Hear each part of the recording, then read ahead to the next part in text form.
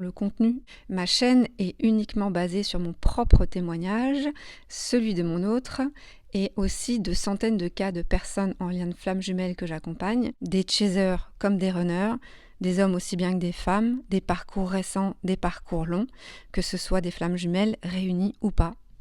Et en aucun cas, il ne s'agit d'essayer de convaincre qui que ce soit d'une vérité absolue, et encore moins de remettre en cause vos propres croyances. Encore une fois, il n'est pas question d'un débat, il est question d'une vérité exposée à nu. Quelque chose que je répète souvent en consultation, un parcours d'éveil est un parcours vers la liberté. C'est s'affranchir de toute croyance limitante, y compris celle des flammes jumelles, et devenir soi-même un électron libre, ne plus être dépendant ni manipulé par qui que ce soit ou quoi que ce soit. Vous trouverez votre propre vérité, vous trouverez la force de suivre votre instinct et il n'y a que dans ce sens que je vous encourage à avancer. Le temps comme l'espace, comme la matière, sont trois notions qui vous bloquent dans ce parcours, sont trois illusions de séparation de votre autre dans ce parcours. Donc en vous raccrochant à l'espoir d'étape sur ce parcours, vous maintenez l'illusion de la séparation d'avec votre autre. Quand on avance, on comprend d'ailleurs que ce parcours de flammes jumelles est un parcours individuel, est un parcours d'individuation, est un parcours de soi-même vers soi-même. Si vous reprenez chaque étape, ce sont des étapes qui vous concernent vous et vous-même. Et évidemment, par effet vase communicant, induisent à chaque étape le retour de votre autre. Vous lui montrez la direction. Quand on parle de la reconnexion d'avec son autre, on parle de la reconnexion de vous avec votre essence profonde. Il vous met en miroir votre réelle nature. Quand on évoque la séparation, on évoque cette phase où la chenille devient chrysalide. C'est aussi ce qu'on appelle la petite mort de l'ego. Vous êtes en séparation de vous-même. Vous vous séparez de votre faux self. Vous vous séparez enfin de ce personnage qui vous a handicapé toute votre vie, dans lequel vous vous êtes incarné. C'est une déprogrammation, une désintégration. Quand on évoque les retrouvailles, évidemment on parle des retrouvailles avec votre essence profonde, la réconciliation d'avec votre réelle nature, avec vous. Et enfin, quand on parle de votre réunion, on parle de la réunion de vos quatre consciences, on parle de la réunion de tous vos corps. Tant que vous n'arrivez pas à comprendre que ce parcours est un parcours d'éveil, un parcours d'éveil à vous-même, un parcours vers vous-même, vous stagnez. Vous êtes en permanence à vous raccrocher à une dimension totalement erronée d'un parcours à deux, alors qu'il s'agit d'un parcours individuel. Un parcours solo, car lui et vous ne faites qu'un. Autre chose d'important à toujours garder en tête, c'est que ce parcours de flamme jumelle ne commence pas à la reconnexion. C'est un parcours qui a commencé dès votre naissance. C'est comme si vous aviez un disque dur interne et qu'on vous avait mis un programme, un process qui est le même pour toutes les flammes jumelles. Ce process, c'est bien la découverte de vous-même au travers l'autre et c'est un parcours qui commence dès qu'on met un pied dans cette incarnation. C'est une programmation qu'on avait choisie.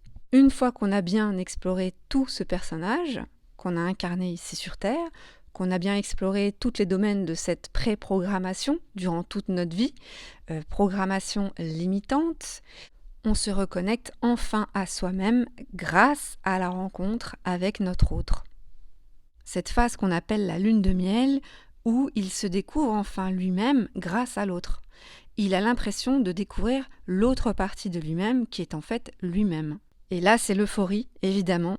Le chaser ne maîtrise absolument pas ses émotions ni ses sentiments. Le chaser ayant une conscience émotionnelle amoindrie, il est totalement sous emprise de son sentimentalisme, de son romantisme, de ses émotions débordantes. Seulement le chaser a très peur quand il ne maîtrise pas une situation et il va essayer de reprendre le contrôle de la situation. Il va se perdre et tenter désespérément de faire rentrer ce runner, ce rond, dans un carré, tandis que le runner essaiera d'arrondir les angles du chaser.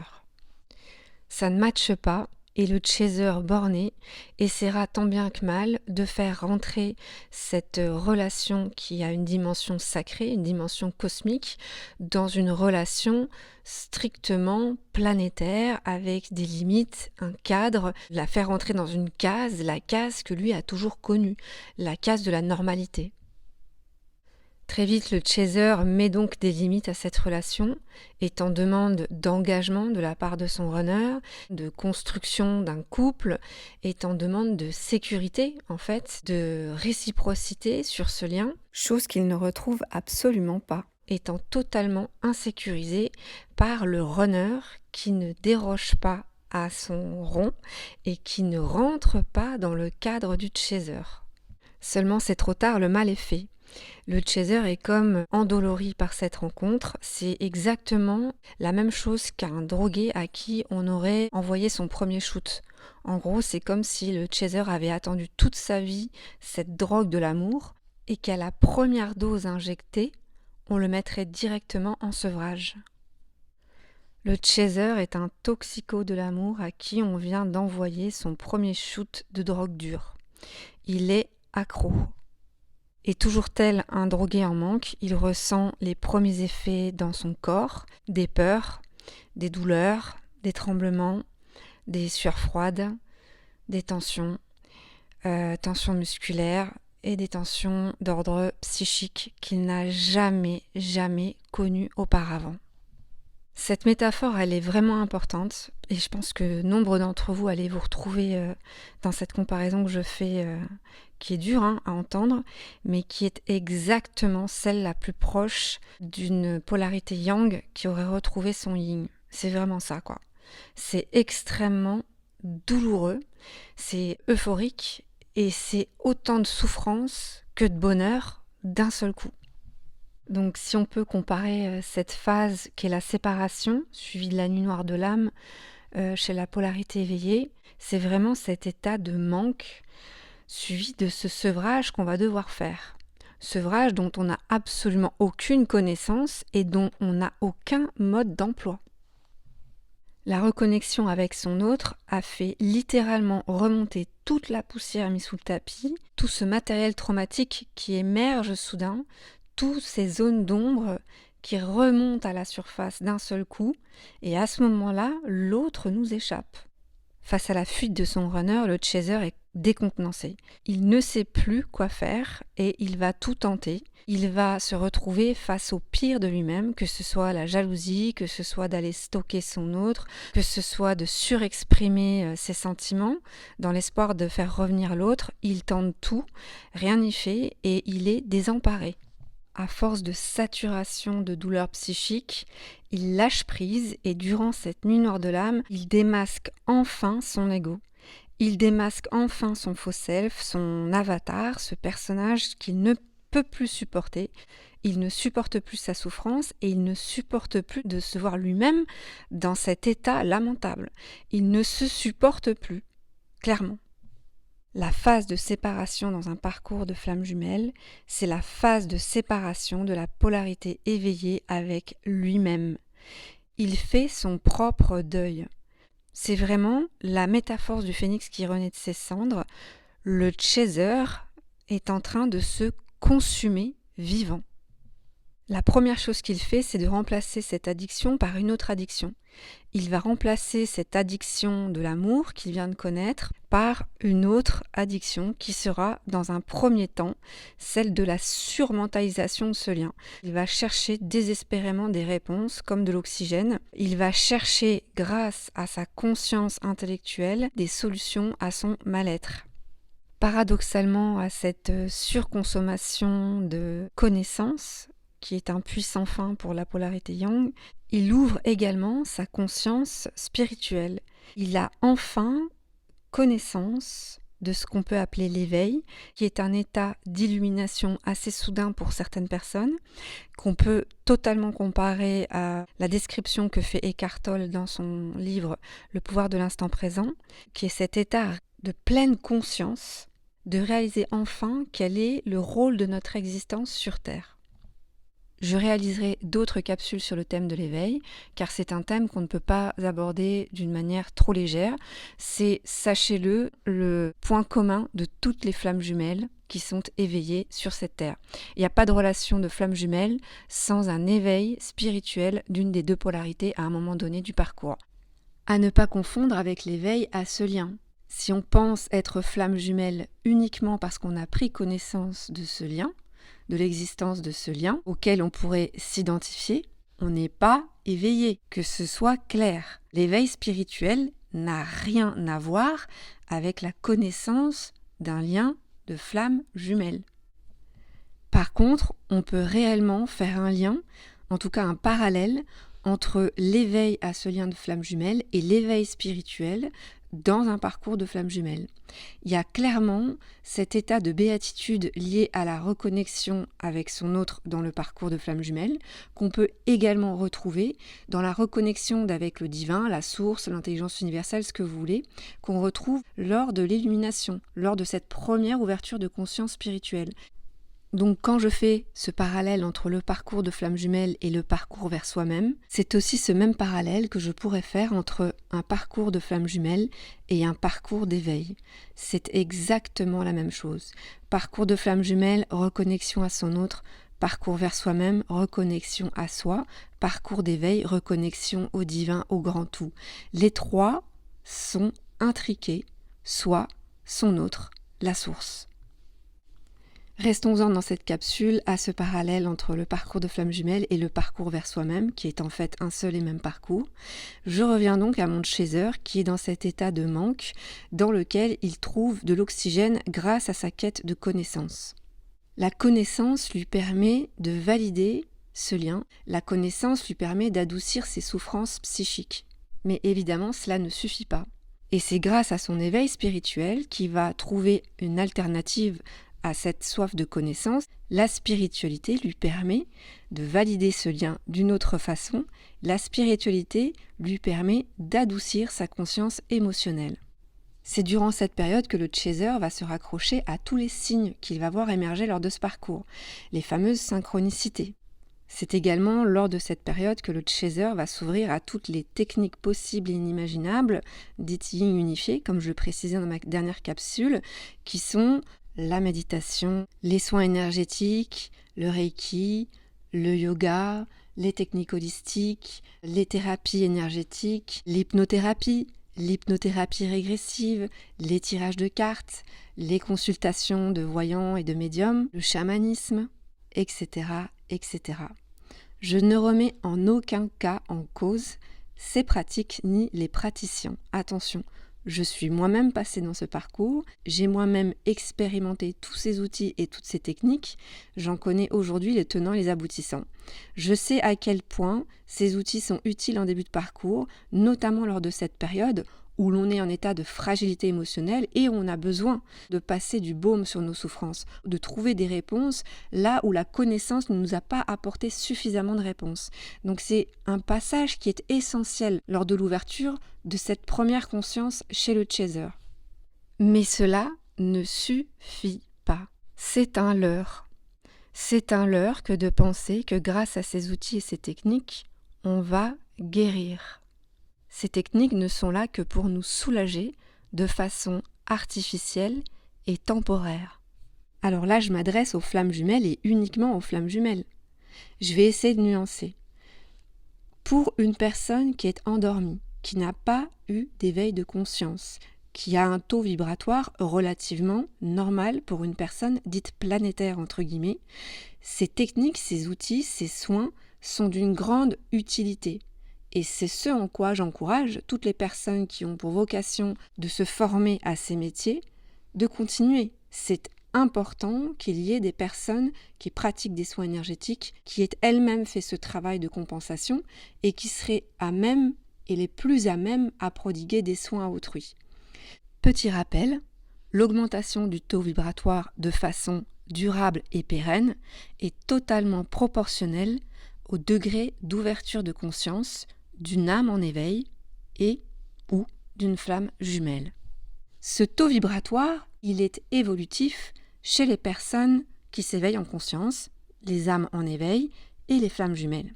Une pratique, quelle qu'elle soit d'ordre énergétique, vous fera augmenter ce taux vibratoire de manière ponctuelle sur quelques jours, quelques semaines, voire quelques mois. Mais sans un travail d'ouverture de conscience conséquemment à ce soin, le taux vibratoire redescendra, provoquant notamment un effet grand 8 pour l'équilibre émotionnel des flammes jumelles. Équilibre d'autant plus fragile chez la polarité yang. Cet effet, c'est aussi l'effet qu'on pourrait retrouver suite à l'application d'une crème corticoïde sur un eczéma. Le soulagement est certain, mais succinct dans la durée, car très vite, l'inflammation liée à l'eczéma va ressurgir. Le chaser en manque a remplacé sa drogue dure par des substituts, mais il n'a pas traité l'origine de l'addiction. De la même manière qu'un symptôme ressurgira de manière cyclique tant que l'on n'en traitera pas la cause. En utilisant des techniques dites yin unifiées, le chaser a colmaté la brèche temporairement en traitant la surface mais pas le fond. C'est un peu la voie rapide parce qu'elle ne demande pas d'effort et on espère guérir vite tout en restant passif, ce que certains appellent la spiritualité canapé. À ce stade, le chaser pense qu'à l'aide de ses soins et ses techniques d'ordre énergétique, va traiter le manque. Mais en fait, il ne traite pas l'addiction. Il ne fait que déplacer l'objet du manque. Il ne fait que reproduire un schéma addictif, un schéma de dépendance. Tel un drogué qui prendrait de la méthadone en substitut de sa drogue dure. Exactement le même parallèle. Il devient à nouveau accro, cette fois-ci au substitut, c'est-à-dire que le chaser va frôler l'overdose des techniques d'eating, l'overdose de spiritualité, l'overdose de la 5D, l'overdose de tout ce qui le limite, tout ce qui l'occulte en fait et qui ne laisse pas passer la lumière, comme diraient les alchimistes. Un parcours d'éveil, c'est s'affranchir de tout ce qui nous limite, tout ce qui nous influence, qui nous manipule, tout ce qui vient de l'extérieur, tout ce qui est dogmatisé, tout ce qui relève du collectif, de rituels, d'initiation, de signes. On est un électron libre et tout ce qui polarise et qui nous divise ne vibre plus avec cette nouvelle fréquence de liberté, avec cet nouvel état d'être, cet nouvel état de conscience élargie, avec cet état d'unicité, de complétude. Ça n'est qu'à ce moment précis que commence pour la polarité éveillée le réel parcours de compensation. Pas l'apéritif, comme l'expliquent les alchimistes, mais clairement l'œuvre noire. La destruction des illusions. À force de saturation psychique, le chaser a enfin lâché prise sur ses techniques énergétiques et spirituelles et à force de tourner en rond, a compris enfin que l'origine du mal était en lui. C'est aussi lors de cette prise de conscience que s'amorcent les retrouvailles avec soi-même, comme je l'expliquais en début d'audio. On conscientise que la spiritualité était un passage qui faisait partie du process. On pensait se reconnecter avec cet amour perdu, cet amour divin, cet amour de son autre, grâce à des outils extérieurs à nous, de par la connexion avec ce champ unifié, ces énergies universelles, cet espace de vacuité, toute cette 5D. On pensait revivre l'effet généré par le premier shoot du drogué, grâce à ces substituts. Et on réalise que tout est déjà en nous. Le chaser en retrouvailles trouve son centre. Voilà, c'est ça en fait. Le chaser se retrouve son centre, se fait confiance, réapprend à se connecter au divin en pleine conscience par lui-même, sans passer par des notions astrales polarisées extérieures à lui. Il était éveillé et à présent il se réveille. Cette période entre la déprogrammation et la reprogrammation, c'est le sevrage. On a enfin compris, conscientisé et intégré l'origine de son addiction et on la traite en se rééquilibrant. Comme on dit en thérapeutique, la clé de la guérison est dans le symptôme. Tel un drogué, on apprend à retrouver les sensations procurées par la drogue en sécrétant ses propres endorphines en fait. C'est ça, on sécrète soi-même sa drogue et c'est le fruit d'un travail en profondeur. C'est le fruit d'un travail de connaissance de soi-même exponentiel.